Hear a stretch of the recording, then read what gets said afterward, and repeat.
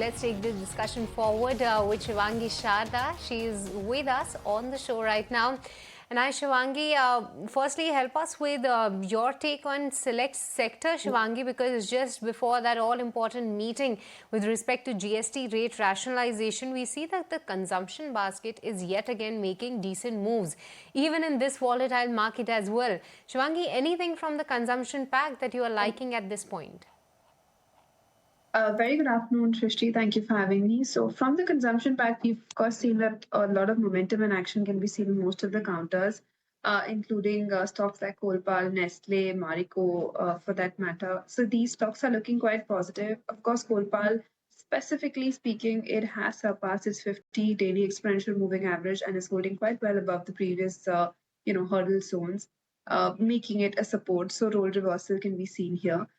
From the last four sessions, volumes have been quite significant here, which is confirming the uptrend here and confirming the strength of the bulls here in the entire sector. So, Colpal could be one of them for the next potential targets of 2,500 levels.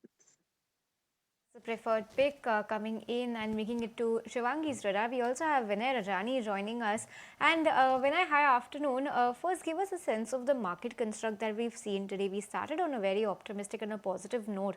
And until about 1 p.m. or so, even after that, we were doing slightly okay. Now, this dip that we've seen in the Nifty, is this just expiry pressure at play on the charts? Do you believe this is only the expiry pressure playing out, or are you seeing some weakness on the charts for the near term for the Nifty?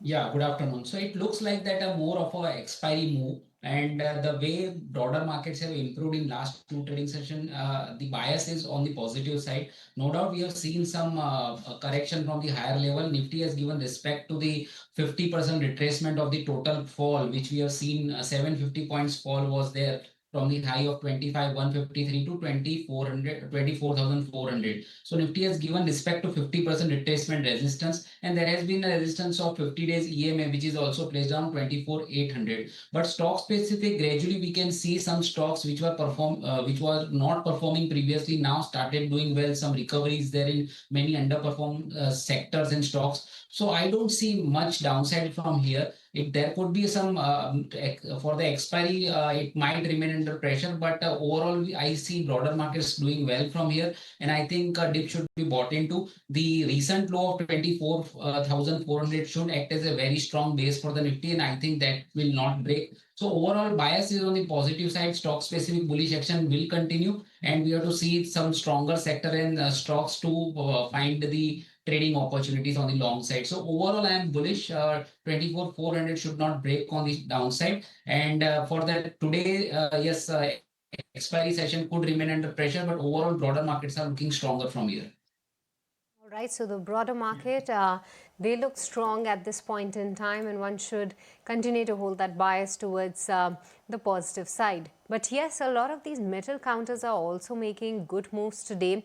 Case in point being Nalco, and it was actually backed by some of the numbers as well.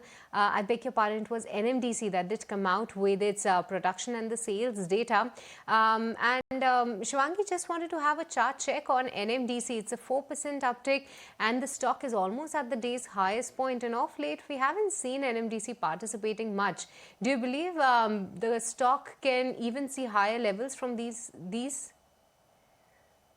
So talking about NMDC, it has kind of oscillated in a band in the last 6 weeks, and we've seen that swings have been within this consolidated range. Of course, the stock is up more than 4% today, but again, we'll have to wait for it to sustain above 72 levels, which earlier, it failed to on 21st August. So if the stock holds above 72, then it could actually be ready for a range breakout and a fresh trade and a fresh leg of rally from here onwards towards 75 levels. But again, it needs to hold above 72 levels.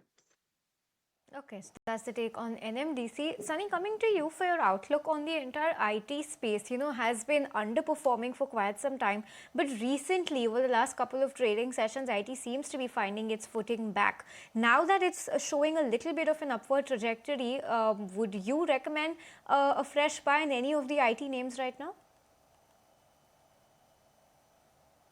Yes, coming to IT, again, I feel that still there is not much clarity on demand environment, and September quarter can again be a muted quarter. Maybe second half of FY26 can be relatively better compared to first half in terms of growth for the entire IT pack.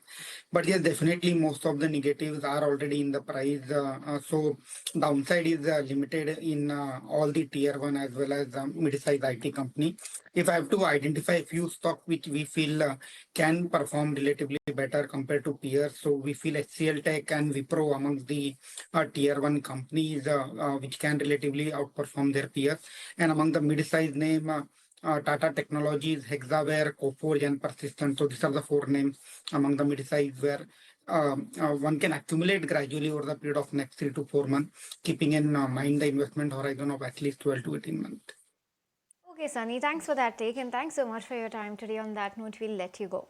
Viewers, time to slip into a very short break. We'll keep the conversation going with Shivangi and Vinay on the other side to talk more about how the markets are expected to pan out for the next for the last 30 minutes rather of trade.